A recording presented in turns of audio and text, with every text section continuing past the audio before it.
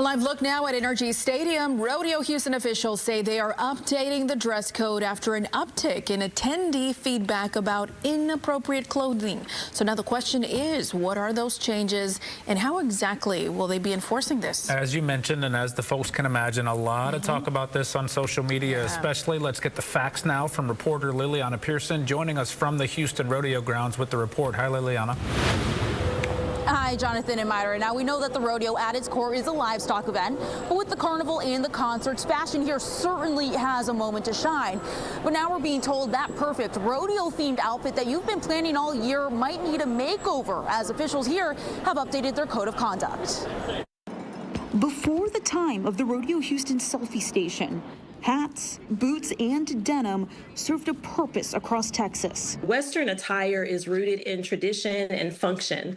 And so a lot of the things that we see now is, kind of the evolution of that function over time. Takedra Pierre with Prairie View A&M specializes in Western culture. She says she has seen firsthand the blending of traditional Western pieces and the more urban take Houstonians bring to the table. But the evolution has reached a tipping point for some attendees. Do you feel like you've noticed a change in attire here at the rodeo over the 5 years that you've been attending? Yes, there's been a big change, unfortunately.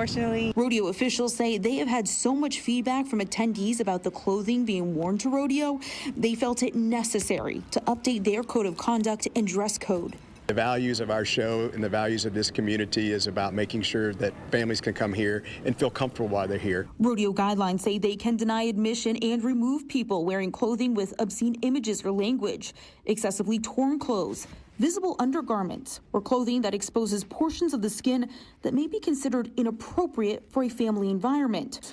Rodeo CEO Chris Bowman says what is and isn't appropriate is subjective.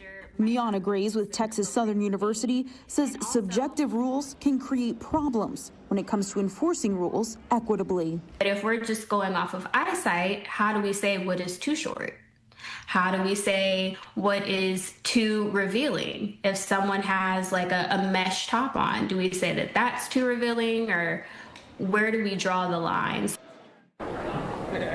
The rodeo CEO and president telling me they're not looking to single anyone out, and they are trusting their security and local police officers to continue enforcing their code of conduct. From the rodeo, I'm Liliana Pearson, ABC 13 Eyewitness News.